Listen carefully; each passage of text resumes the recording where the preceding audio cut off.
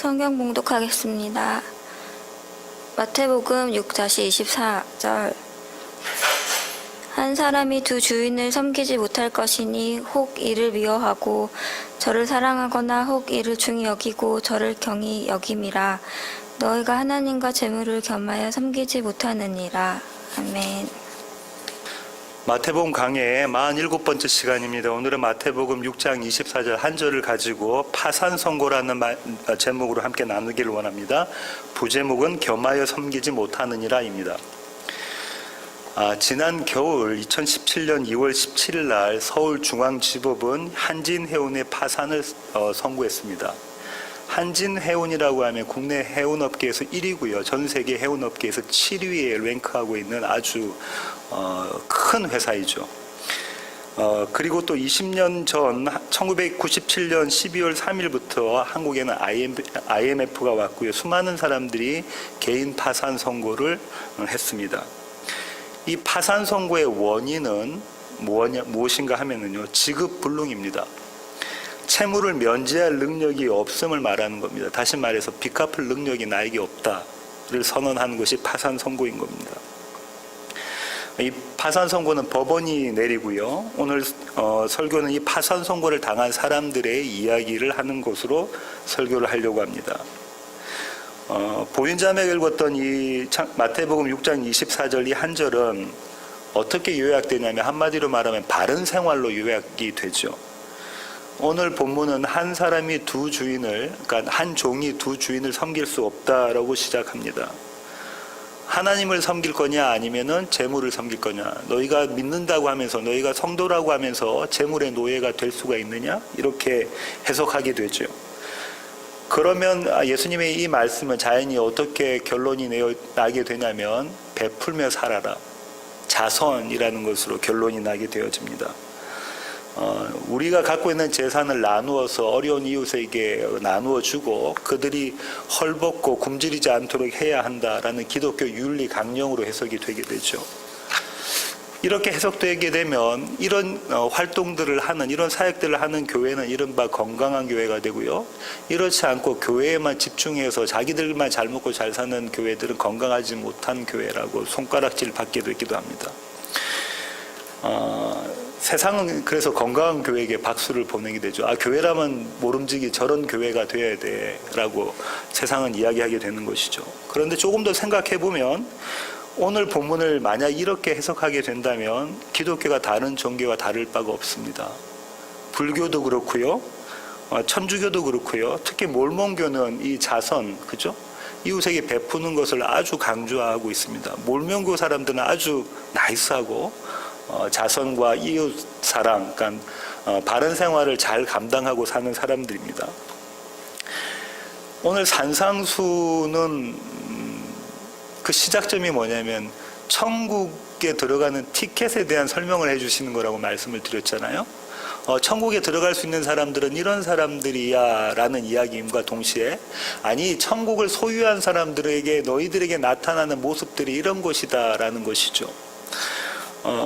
그리고 그러면 이게 하나님의 나라에 관한 것이고 하나님 나라에 들어갈 수 있는 티켓인 의에 관한 것인데 이 모든 종교가 추구하는 이 윤리가, 그리고 윤리의 강령이 천국행 열쇠가 될 수 있는가라는 질문을 하게 됩니다.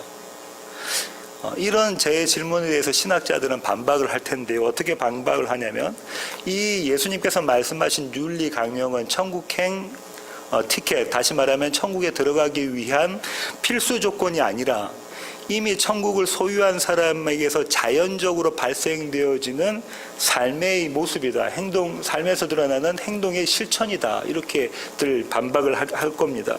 그래서 그랜트 오스본이라는 신학자는 누가복음 16장, 사도행전 2장, 4장을 근거로 해서 어떻게 이야기하냐면요. 하나님은 우리가 가난한 자와 나누기를 기대하신다. 많이 소유했다면 많이 나눠라. 이렇게 결론을 내고요. 크레이크 키너라는 신학자는 이렇게 이야기합니다. 그는 한 연구자의 통계를 인용해서 이렇게 이야기합니다. 현대 기독교인이 세계 수입의 68%를 차지하고 있다. 놀랍죠? 크리스찬들이 모든 이 세상의 수입의 68%를 차지하고 있는데 그 중에 3%만을 교회와 선교와 자선을 위해서 쓴다는 거예요. 이는 예수님이 말씀하신 이 행동 강령, 기독교 윤리를 실천하지 않는 모습을 여실히 드러내는 숫자이다. 그런 수치라는 거죠. 이들 신학자들의 이 결론은 뭡니까? 한결같이 오늘 이 말씀을 가진 것만큼 이웃에게 베풀어라입니다. 저는 이 신학자들에게 이렇게 되묻고 싶은데요. 예수님은 뭐라고 말씀하셨냐면 가진 것 모두를 내어주고 예수님을 따르라라고 말씀을 하셨거든요. 그러면 신학자들은 그렇게 주장하는 신학자들은 자기가 가지고 있는 모든 것을 이웃에게 내어놓고 예수님을 따르는가요? 예수라는 보물을 찾게 되면 집에 돌아가서 가진 것 모든 걸 팔아서 그 예수라는 보물을 산다고 주님께서 말씀하셨는데 그들은 그런가요? 만약에 만에 하나 그들이 그렇게 했다고 해도 그렇게 선행으로 그들이 붙잡은 것은 평생에 그들에게 의가 되지 않을까요? 나는 이 의를 평생에 단 한 번도 안 챙겼습니다라고 그들이 이야기할 수 있습니까?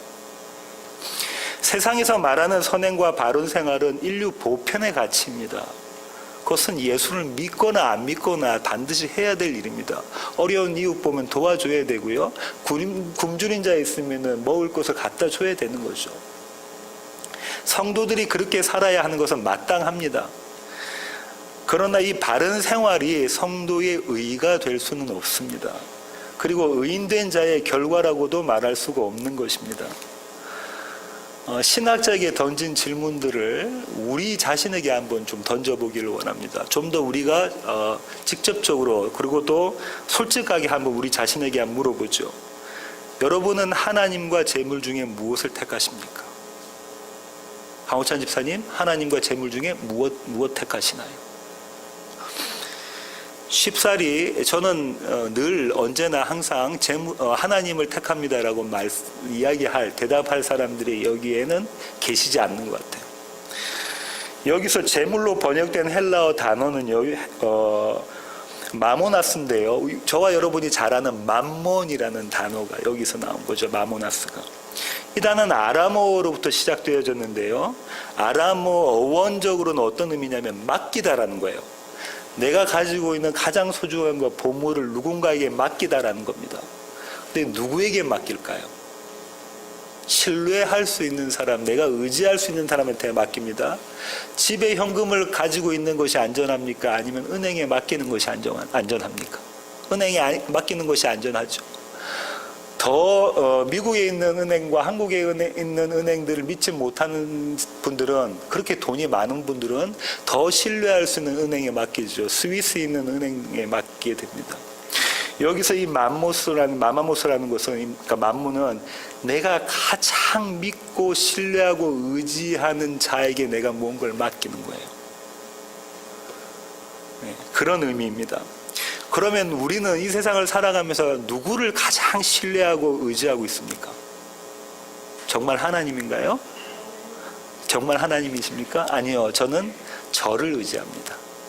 저는 나를 의지해요. 하나님보다는 늘 항상 제가 앞섭니다. 이 저라는 것, 이 나라는 것이 곧 세상인 거죠. 이거는 그 재물을 섬긴다라고 이렇게 좀 협의적으로 볼 게 아니라 좀 더 광의적으로 보면, 넓은 의미로 보면 이렇습니다. 우리는 교회 와서도 내가 하나님 된 모습을 보입니다. 성도님들 가운데는 이런 분들도 계실 겁니다. 오늘 제가 찬양을 인도했잖아요. 목사님은 준비도 안 해가지고 저 자리에 서셨는가 봐. 제가 어제 하루 종일 찬양을 들었는데요. 버벅거리고 그러고 있네. 오늘 찬양이 왜 이래? 이거 누가 선곡했지? 찬양팀들은 준비도 안 했는가 봐. 이렇게 생각할 수도 있죠. 또 오늘 목사님 설교가 왜 이렇게 졸리지? 강약도 없고 고조도 없어. 그러니까 졸릴 수밖에 없지. 도대체 신학교에서 뭘 배운 거지? 사례비가 아까워. 이렇게 생각하실 수도 있죠. 우리 교회는 왜 새벽 기도가 없지? 모름지기 교회라면은 새벽을 열어야 되는데, 그러니까 우리 교회가 부흥 안 되는 거잖아. 이참에 확 다른 교회로 옮겨버릴까? 이런 생각들을 하실 수도 있겠죠. 물론 이런 내용들은 입 밖에 절대 내지는 않습니다. 간혹 수양이 덜 되신 분이 입 밖에 내기는 하지만 대체적으로 마음속에 담아놓고 있죠. 그럼 목사님, 저는 어떤가요? 설교단에 지금 제가 섰는데 오늘은 얼마 안 되는 성도님들 중에서도 몇 분이 빠지셨잖아요. 오늘 설교의 마지막 부분을 집에서 막 준비를 하고 있는데요. 민호 형제한테 카톡이 왔습니다. 목사님, 제가 오늘 결혼식장으로 바로 가겠습니다. 그 예배에 참석하지 못할 것 같습니다. 라는 메시지를 받았죠. 아마도 그럴 것이다라고 미리 짐작했지만 카톡을 보는 순간 또 한 번 무너집니다. 이 권사님 또 못 오시는데 또 한 번 무너지죠. 그 무너진 마음이 우리 자녀들에게 고스란히 오늘 아침에 제가 쏟아부었습니다. 그렇게 별로 잘못하지도 않았는데 우리 자녀들한테 제가 막 아주 야단을 치고요. 빨리빨리 준비 안 한다고, 주인은 이 기타를, 자기 기타를 챙겨야 되는데 집에 안 는다고 막 야단을 쳤죠. 제가 받은 것을 고스란히 돌려주는 그 제 모습을 제가 발견했습니다. 누구보다도 우리 딸들이 가장 저를 많이 도와주잖아요. 오늘 또 아무도 안 오셨을 때 저랑 같이 와서 이 자리에 와서 모든 것 셋업을 도와준 딸들이거든요. 근데 그 딸들에게 다 쏟아부었습니다.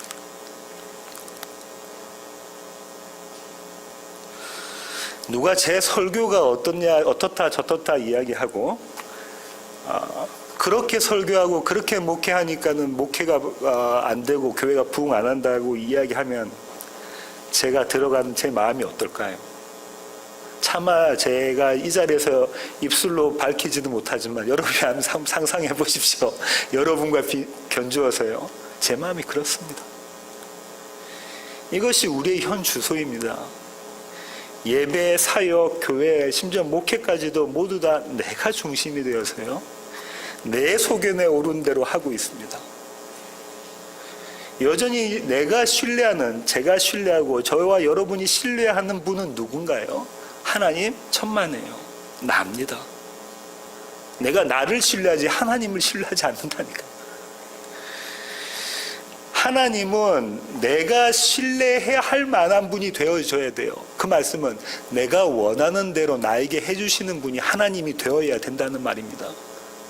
하나님이 참 하나님이 아니라 내가 원하는 하나님만 하나님이라고 저와 여러분을 생각합니다. 성경에서 그런 하나님을 이야기하고 있죠. 출애굽기 32장 1절부터 6절로 가겠습니다. 출애굽기 32장 1절부터 6절입니다. 백성이 모세가 산에서 내려옴이 더딤을 보고 모여 백성이 아론에게 이르러 말하되 일어나라 우리를 위하여 우리를 인도할 신을 만들라. 이 모세 곧 우리를 애굽 땅에서 인도하여 낸 사람은 어찌 되었는지 알지 못함이니라. 아론이 그들에게 이르되 너희의 아내와 자녀의 귀에서 금고리를 빼어 내게로 가져오라. 모든 백성이 그 귀에서 금고리를 빼어 아론에게로 가져가매 아론이 그들의 손에서 금고리를 받아 부어서 조각칼로 새겨 송아지 형상을 만드니 그들이 말하되 이스라엘아 이는 너희를 애굽 땅에서 인도하여 낸 너희의 신이로다 하는지라. 아론이 보고 그 앞에 제단을 쌓고 이에 아론이 공포하여 이르되 내일은 여호와의 절일이니라 하니 이튿날에 그들이 일찍이 일어나 번제를 드리며 화목제를 드리고 백성이 앉아서 먹고 마시며 일어나서 뛰놀더라. 이게 저와 여러분의 모습입니다. 하나님을 하나님이라고 여기지 않고요. 우리가 원하는 하나님이 되었으면 좋겠는 거죠.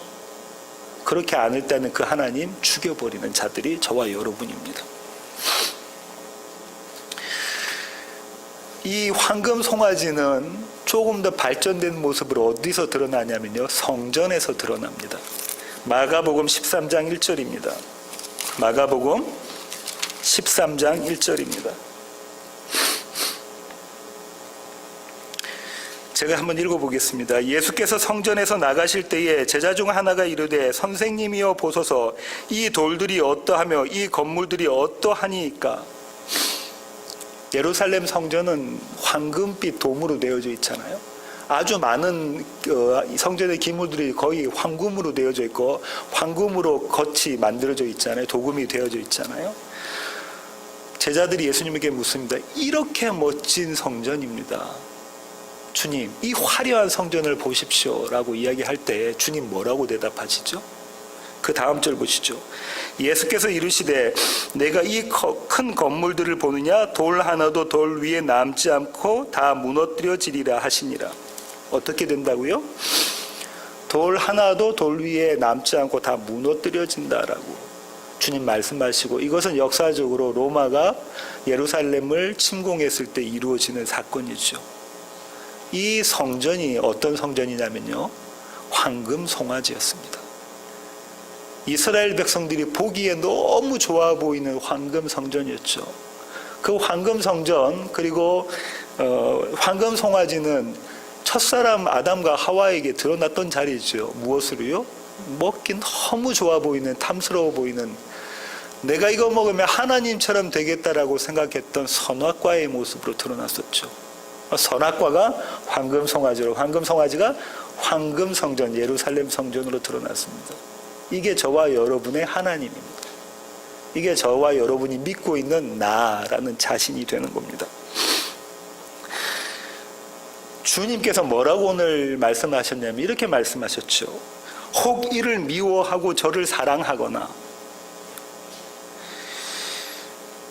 여기서 미워하다 그리고 사랑하다라는 단어는, 사랑하다는 여러분이 너무나 잘 아시는 아가페오라는 단어고요. 아가페를 명사형으로 갖는, 미워하다라는 단어가 나오는데요. 도널드 헤그너라는 신학자는 이렇게 얘기합니다. 대부분의 신학자들이 이 헤그너의 의견을 존중하는데요, 동의를 하는데요. 미워하다라는 것은 정말 미워하다라는 의미가 아니라 덜 사랑하다라는 의미다. 그러니까 내가 하나님도 사랑하고 돈도 사랑하는데 그 중에서 하나님보다도 돈을 더 사랑한다, 이렇게 해석하는 거죠. 대부분의 신학자들이 여기에 동의합니다.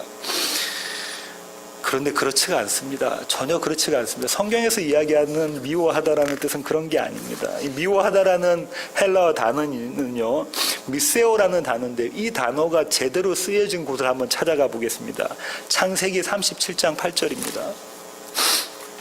창세기 37장 8절입니다. 창세기 37장 8절입니다. 제가 읽어보겠습니다. 그의 형들이 그에게 이르되 내가 참으로 우리의 왕이 되겠느냐, 참으로 우리를 다스리게 되겠느냐 하고 그의 꿈과 그의 말로 말미암아 그를 더욱 미워하더니, 여기서 사용된 단어가 그 단어입니다. 헬라어 단어가 그 단어예요. 사람의 눈으로는 가장 어리게 보이는 그 막내 동생, 바로 이제 베냐민 빼고는 그 11번째 그 동생이 자기의 왕이 되고 자기의 주인이 되겠다는 꿈을 선포하잖아요, 요셉이. 그때 형들의 마음이 어떻죠? 저놈 내가 죽여버려야지. 미워하다라는 마음은 살인의 마음입니다. 저놈 내가 죽여버려야지. 그러니까 죽이려고 하잖아요, 처음에 작정을. 그렇게 죽이려고 했던 그 마음인 겁니다. 이 마음이 미워하는 마음이고요. 한 군데 더 볼게요. 누가복음 16장 13절부터 15절입니다. 누가복음 16장 13절부터 15절. 오늘 본문과 병행 구절인데요.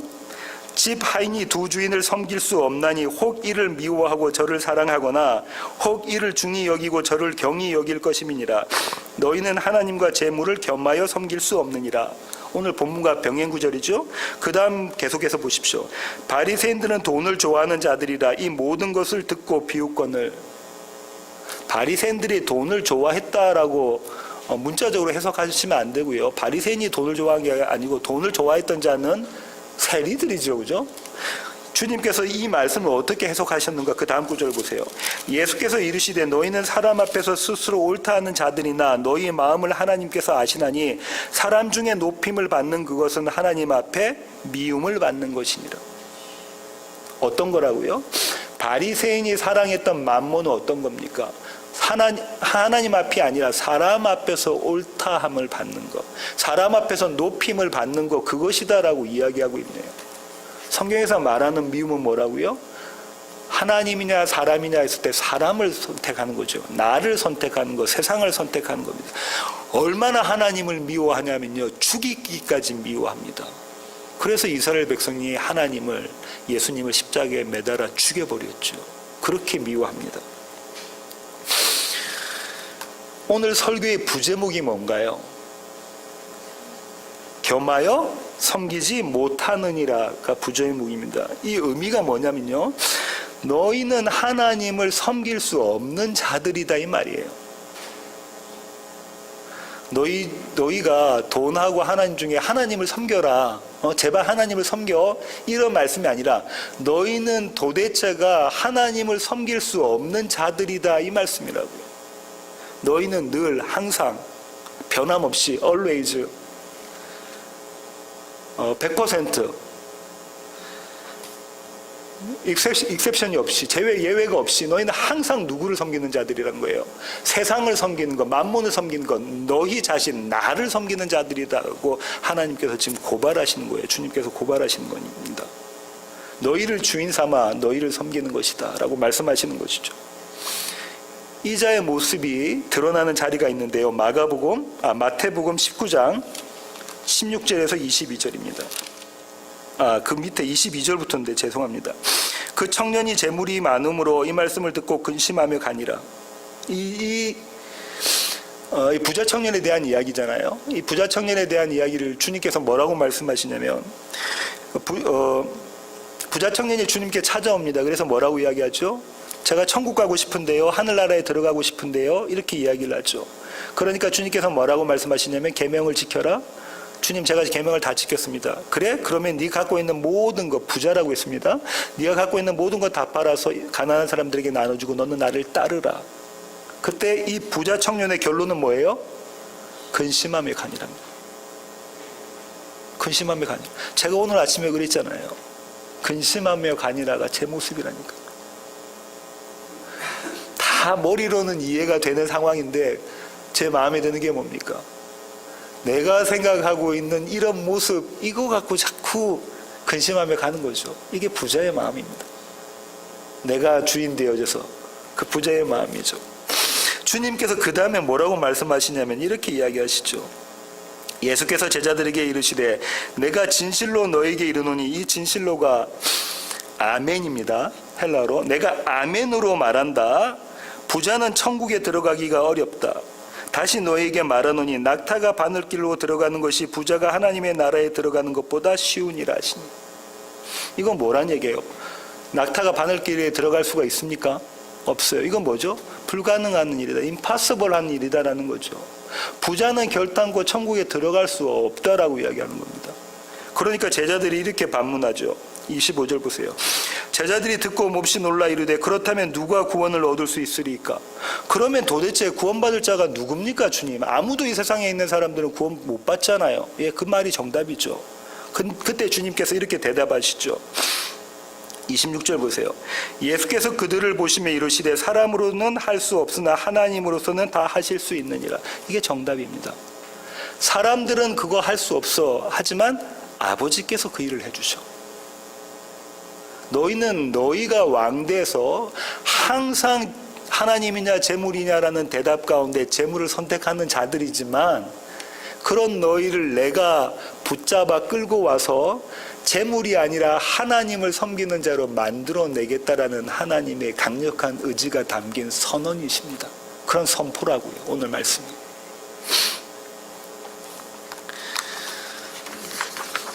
하나님만 섬기게 하시는 방법이 어떤 방법일까요? 하나님이 좀 전에 이렇게 선언하셨잖아요. 너희는 절대 나를 선택 안 해. 너희는 100이면 100 재물을 선택해. 너희 자신을 선택해.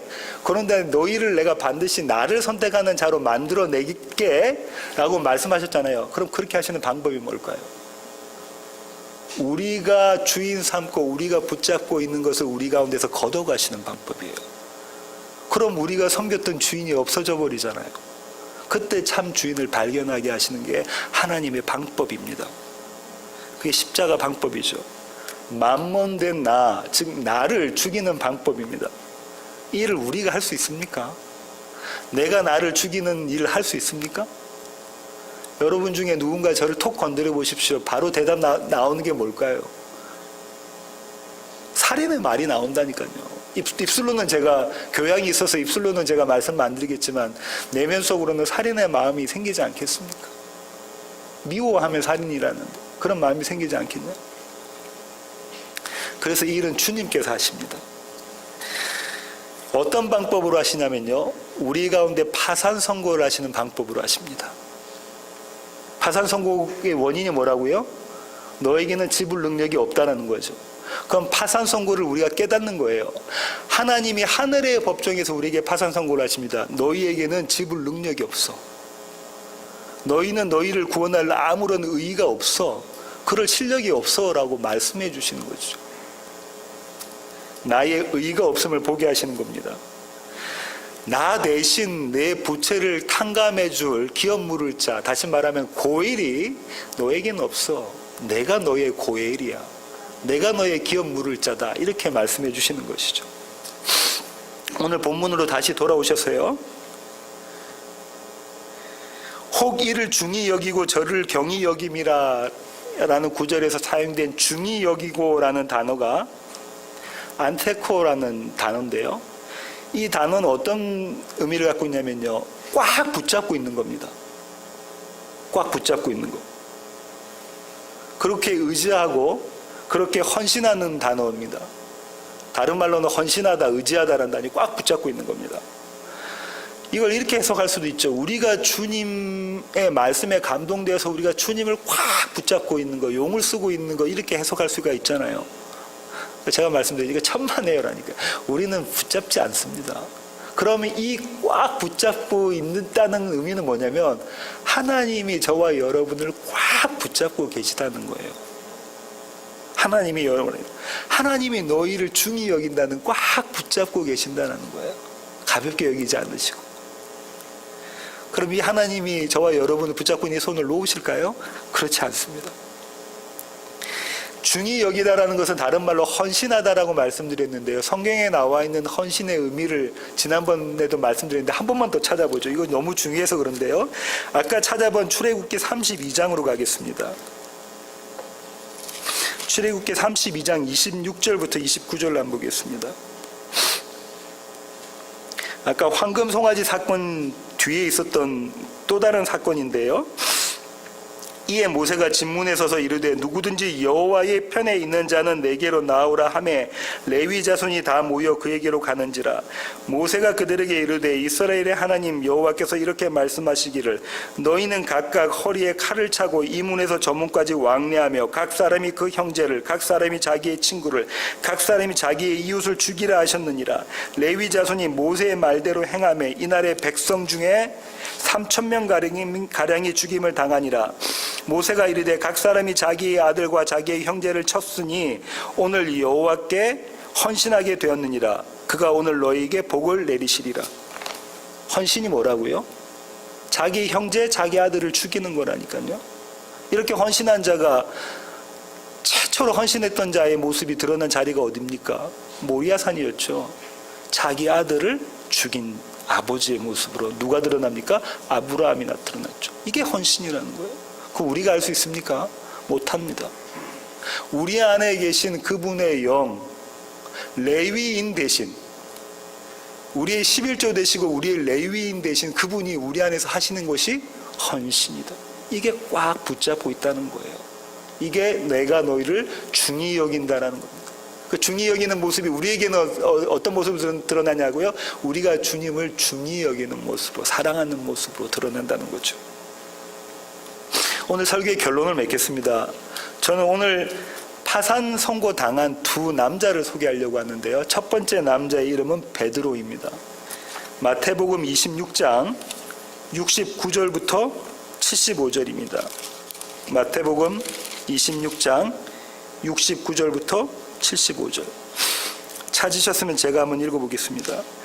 베드로가 바깥들에 앉았더니 한 여종이 나와 이르되 너도 갈릴리 사람 예수와 함께 있었도다 하거늘 베드로가 모든 사람 앞에서 부인하여 이르되 나는 내가 무슨 말을 하는지 알지 못하겠노라 하며 앞문까지 나아가니 다른 여종이 그를 보고 거기 있는 사람들에게 말하되 이 사람은 나사렛 예수와 함께 있었도다 하며 베드로가 맹세하고 또 부인하여 이르되 나는 그 사람을 알지 못하노라 하더라. 조금 후에 곁에 있던 사람들이 나와 베드로에게 이르되 너도 진실로 그 도당이라 내 말소리가 너를 표명한다 하거늘 그가 저주하며 맹세하여. 이게 미워한 거죠. 죽이기까지 미워한 거죠. 그가 저주하며 맹세하여 이르되 나는 그 사람을 알지 못하노라 하니 곧 닭이 울더라. 이에 베드로가 예수의 말씀에 닭 울기 전에 내가 3번 나를 부인하리라 하심이 생각나서 밖에 나가서 심히 통곡하니라. 베드로가 어떻게 했습니까? 예수님이 나 십자가 달려 죽으러 가야 돼 할 때 베드로가 뭐라고 했죠? 주님 절대 그렇게 하지 마십시오. 나무라면서 선생님이신 그분을 꾸짖으면서 그렇게 하면 안 됩니다.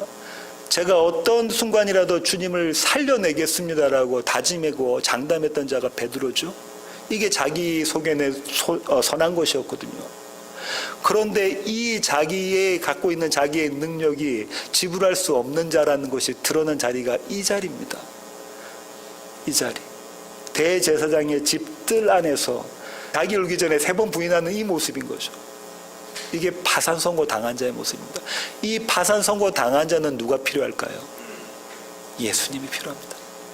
파산 선고 당하기 전까지는 예수가 필요가 없어요. 왜냐하면 내가 지불할 능력이 있거든요. 두 번째 남자를 보겠습니다. 바울입니다. 사도행전 9장 1절부터 5절입니다. 사도행전 9장 1절부터 5절입니다.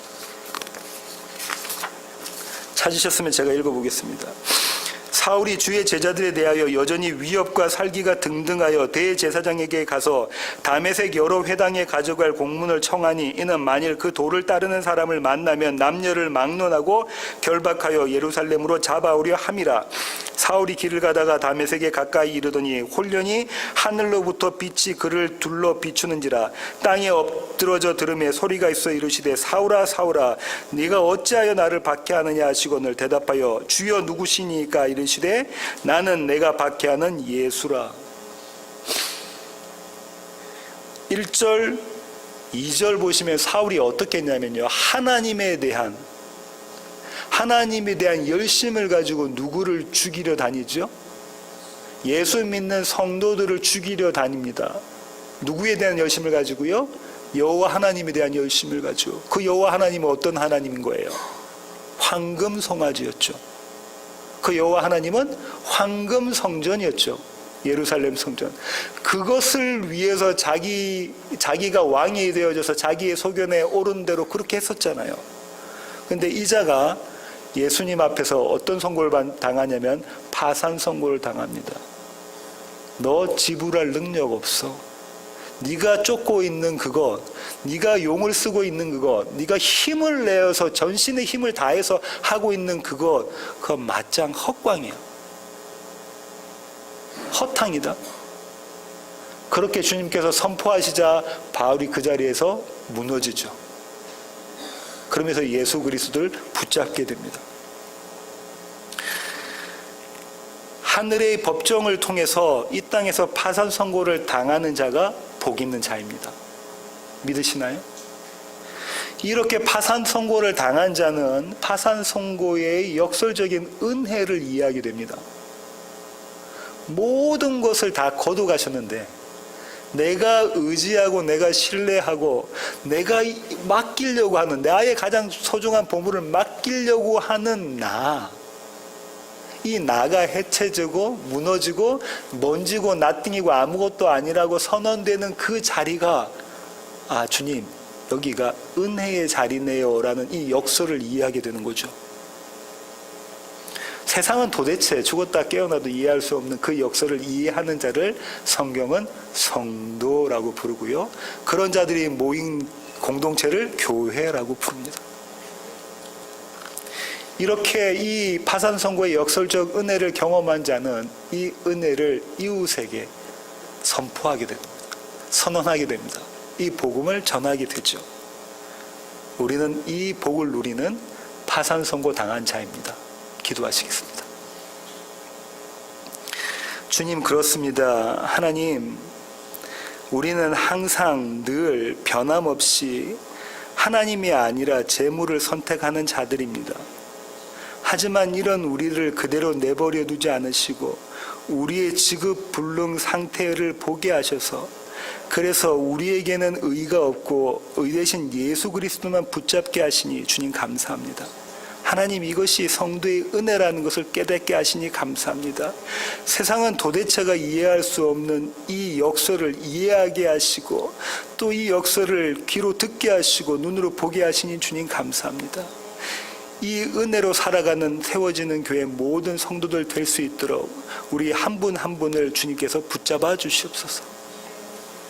이제는 우리 주 예수 그리스도의 놀라우신 구원의 은혜와 하늘 아버지의 크고 극진하신 사랑과 우리 안에 내주하셔서 우리의 삶 가운데 날마다 우리로 하여금 파산 선고를 보게 하시는 성령님의 충만하심이 이제 주님 앞에 머리 숙인 세워지는 교회 모든 지체들 머리 위에 이제로부터 영원토록 함께 하시기를 예수 그리스도의 귀하신 이름으로 간절히 기도하옵나이다.